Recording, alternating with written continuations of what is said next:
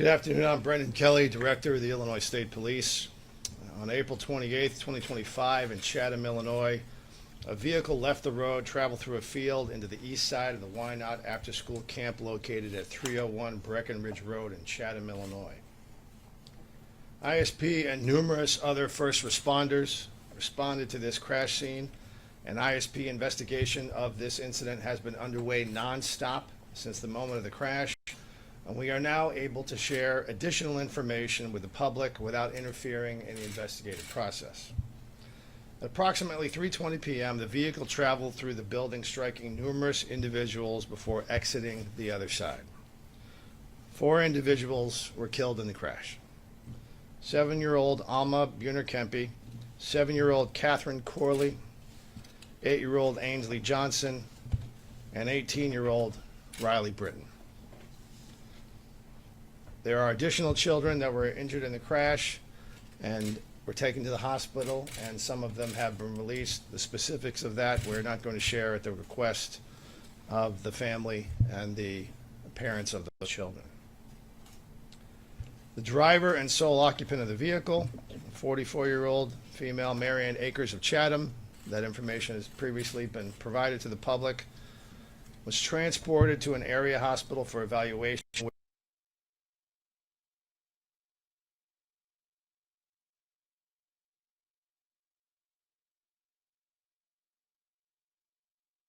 Report first responders providing medical care and to set up a perimeter to make sure the scene was secure. ISP has dedicated all our available resources needed to investigate this crash. ISP crime scene services and traffic crash reconstruction officers have been collecting evidence,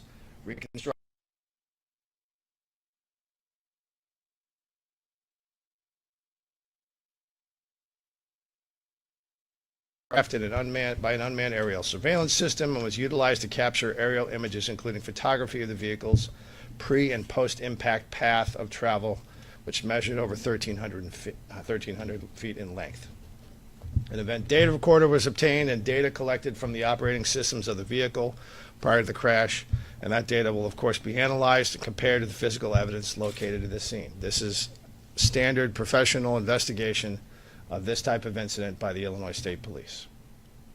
Numerous ISP special agents have been conducting a tireless and thorough investigation that includes interviewing dozens upon dozens of individuals, reviewing calls, video, reports from other agencies, of course, medical records and tests, and countless other evidentiary leads. The Illinois State Police Division of Forensic Services analyzed the blood and urine samples that were provided by the driver. At this time, we can report initial preliminary toxicology test results were negative for alcohol and negative for controlled substances.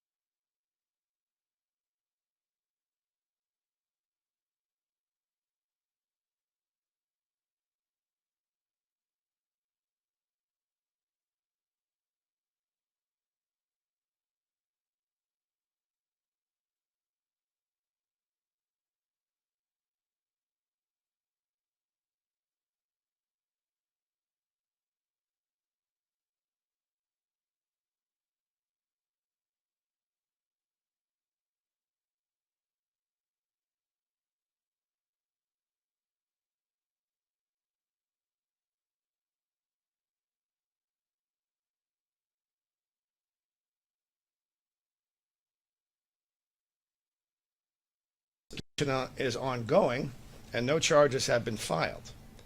The entirety of our investigation, all evidence and all ascertainable facts will be submitted to that office for review at the conclusion of our investigation for a determination of what charges, if any, are appropriate under the law. As always, ISP is not alone when confronting these challenges.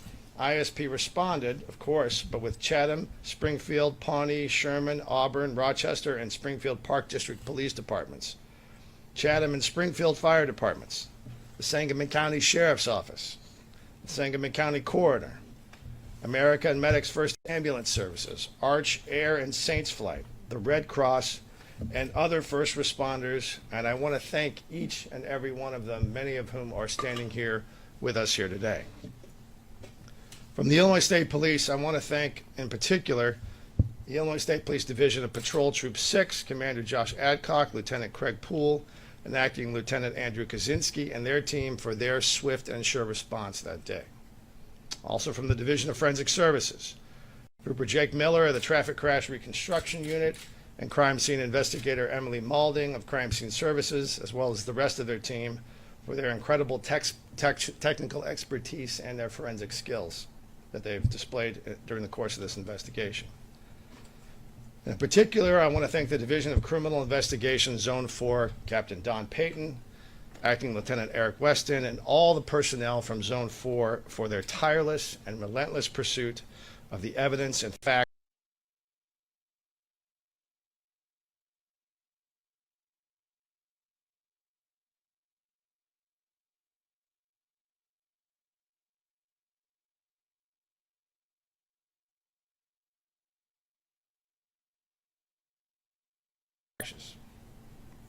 every day from one end of the state to the other.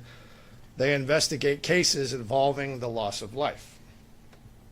Our people and all first responders are tough.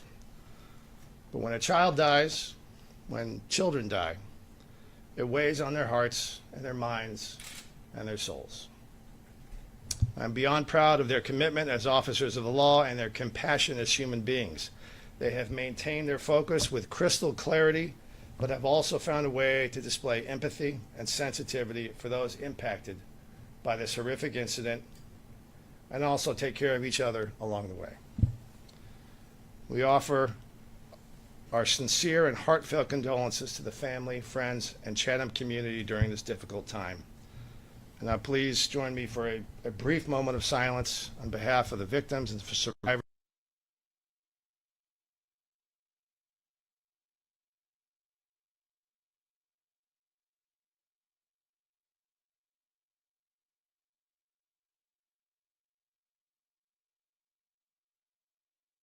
Questions I can. What evidence do you have of medical emergency? What are the steps you're taking to confirm or? Yeah, so as I indicated, the investigation is ongoing, so we're not going to get into the specifics of what those pieces of evidence are.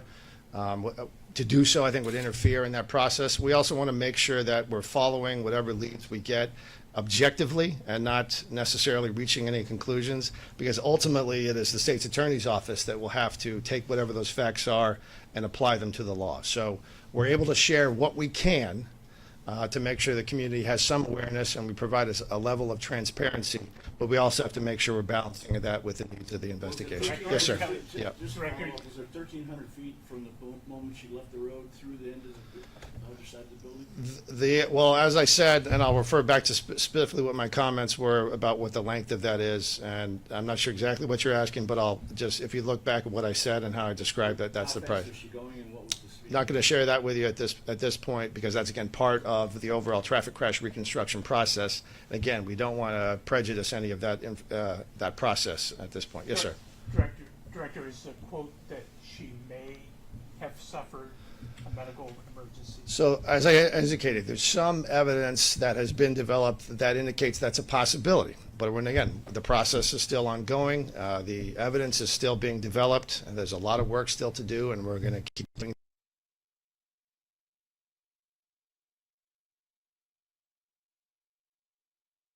Yes, sir. Director, you indicated that the driver had cooperated at the hospital and provided those samples.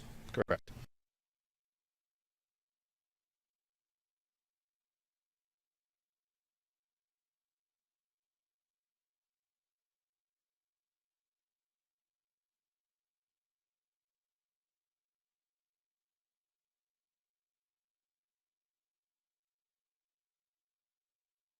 Yet to be determined. Director, thanks for the opportunity. Yes, sir. Early on, we were told that this is not a targeted attack. Now, to the extent you tell us, how were you able to eliminate that, and is that still the case? Sure. So if you think about, that terminology, a targeted attack, it implies a certain intent or some specific motive or a link of some type, a nexus.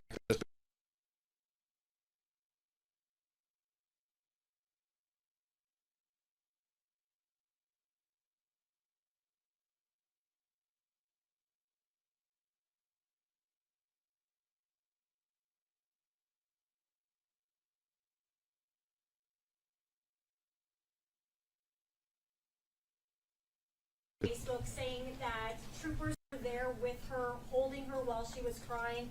How does that speak to the integrity?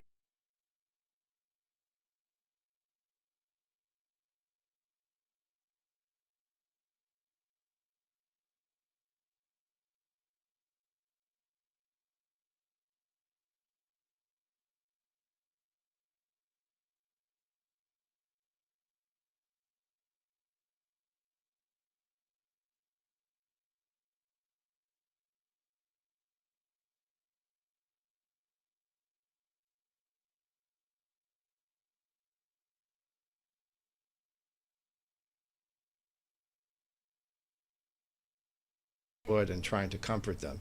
And that's, the right thing to do, but it's also very much part of what the Illinois State Police is about, because that relationship with the public is very beneficial when it comes to the point where we need to be investigating leads, solving crimes, and getting information that will help us establish what happens in any particular type of crime. So I appreciate you asking that. Yes, sir. Do you have a timeline for completing the investigation? Not that I'm willing to share at this point.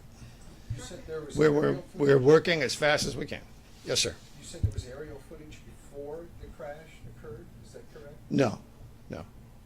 No, what maybe what you're referring to is, so we'll use some very impressive technology with our drones to go up and see what the path is. You're getting a bird's eye view to see where a particular vehicle may have driven or where a particular structure is, and we'll see both before, leading up to the impact, and then after the impact, that's part of the evidence that's been collected, sir. Director, can you confirm No. if the driver was an employee for Illinois State Police and what her role was? Sure, yeah, we've previously confirmed that, and we've provided what information we could about her employment here. It was, I think, almost 7 years ago. And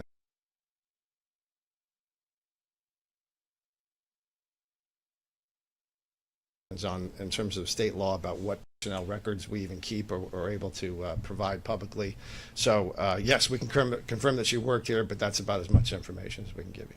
Director, I know the driver is not in custody in any way, but is there any sort of restriction in place or requirement that she stay within the county or the city or anything?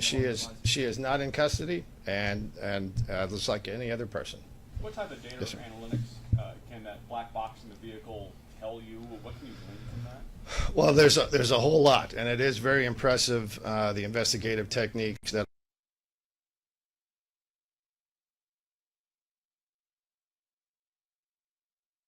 on the various sensors that each vehicle has, but not going to get into specifically what that may or may reveal in this case. Again, that's actual information that the prosecutor will have to look at in its entirety. But it is a lot of information that can be gleaned from that speed, the way the car was moving, the way different parts of the engine may have been operating at a certain time, and then all that will be taken into context of the additional evidence that was gathered at the scene and combined with the physical evidence. So it is a lot, but it doesn't necessarily mean it's going to tell you everything. It's not a magic tool that will solve every crime, but it is circumstantial evidence that, along with other things, can be considered. What was the response time, and do you know who first reached her? Was it ISP officers and was she conscious, the driver? It was immediate by many of the people you see standing here, immediate response, and I'm not going to comment specifically about what her condition was or affect was or who specifically spoke to her. Again, those are witnesses. Those are things that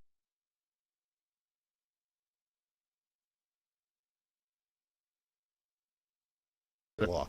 But again, what I indicated to you remains true, that some evidence has been developed that indicates that some type of medical emergency may have occurred. May, but that's not the end of the discussion. How many witness statements have you Dozens upon dozens.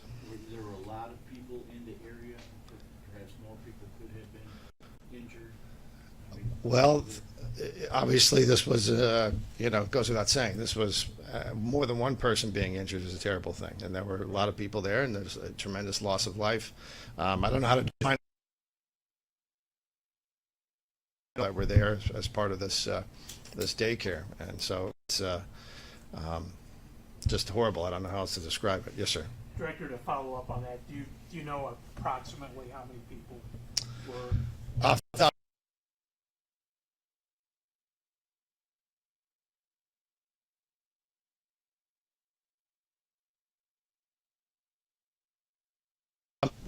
You know, retaliation against her. Sure. So that name was already out there in open sources. So confirming it was not providing any information other than what was already had been made available.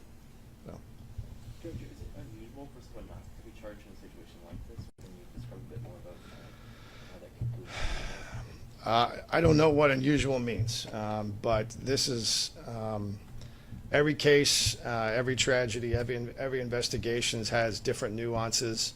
But what's important about what the Illinois State Police do is that we follow the facts no matter where they take us. Do not reach any conclusion before we've done a proper investigation. There's obviously high emotion in something like this.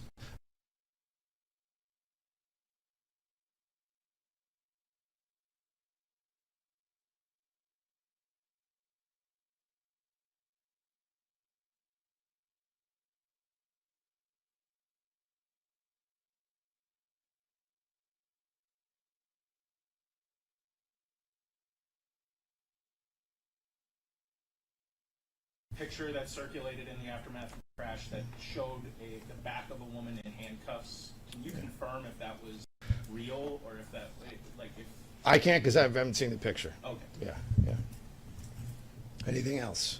You mentioned just, how difficult it was for the responding officers, just how it weighs on their hearts, their minds, and their souls. Is there going to be, any other support for those responding officers? Obviously, that was Yeah. a very traumatic Yeah. thing to respond to. Absolutely, and thank you for asking that, Megan. As a matter of course,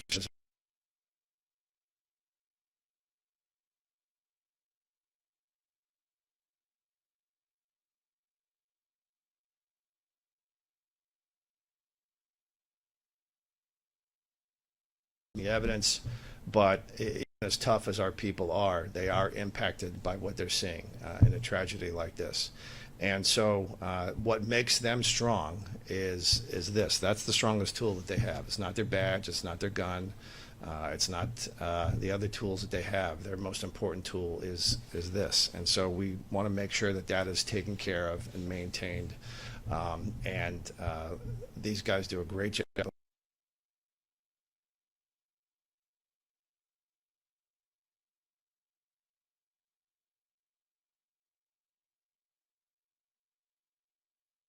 Can always do better. Undoubtedly, can always do better. But one way you can help us to do better is to, if you see a police officer, thank them just for the stuff that they have to do every day. Because it's not every day they're dealing with things like this that are so clearly and specifically an awful, awful circumstance. But it's little things that they deal with on a daily basis that can also add up in terms of that stress. So, all right, thank you all very much. Thank you. Thank you, Director.